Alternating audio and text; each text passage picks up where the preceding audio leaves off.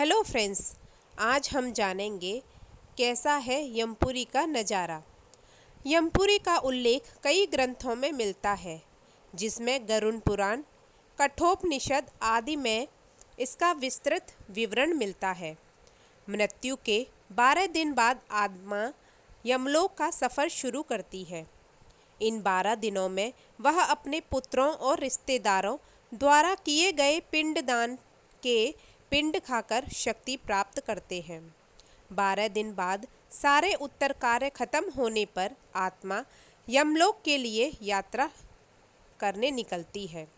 इसे मृत्युलोक यानी पृथ्वी से 8,60,000 योजन दूरी पर माना गया है। एक योजन में करीब 4 किलोमीटर की दूरी होती है। यमलोक के इस रास्ते में बैतरणी नदी का उल्लेख भी मिलता है। यह नदी बहुत भयंकर है। यह विष्ठा और रक्त से भरी हुई है।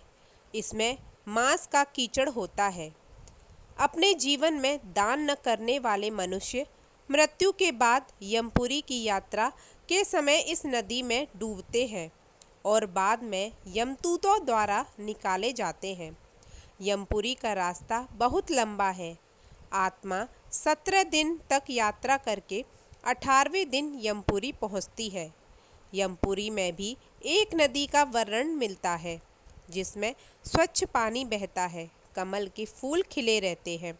इस नदी का नाम है पुष्पोदका। इस नदी के किनारे एक वट वृक्ष है, जहाँ आत्मा थोड़ी देर विश्राम करती है। तब तक उसे शरीर त्याग कर पूरा 1 महीना बीत चुका होता है और इसी वट वृक्ष के नीचे बैठकर वह जीव पुत्रों द्वारा किए गए मासिक पिंडदान के पिंड को खाता है। फिर कुछ नगरों को लांघ कर यमराज के सामने पहुंचती है। वहां ये आत्मा को उनके कर्मों के अनुसार दंड या सम्मान मिलता है। यमलोक 1,00,000 योजन क्षेत्र में फैला माना गया है। इसके 4 मुख्य द्वार हैं। पूर्व द्वार योगियों, ऋषियों, सिद्धों, यक्षों, गंधर्वों के लिए होता है। यह द्वार हीरे, मोती, नीलम और पुखराज जैसे रत्नों से सजा होता है। यहाँ गंधर्वों के गीत और अप्सराओं के नृत्य से जीवात्माओं का स्वागत किया जाता है।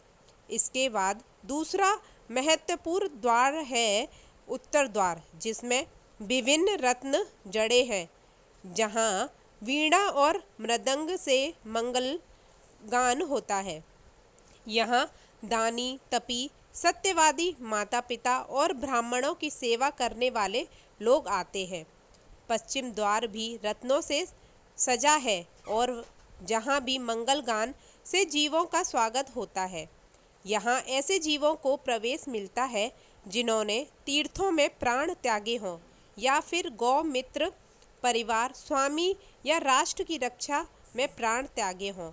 यमपुरी का दक्षिण द्वार सबसे ज़्यादा भयानक माना गया है, जहाँ हमेशा घोर अंधेरा रहता है। द्वार पर विषैले सांप, बिच्छू, सिंह, भेड़िया आदि खतरनाक जीव होते हैं, जो हर आने वाले को घायल करते हैं।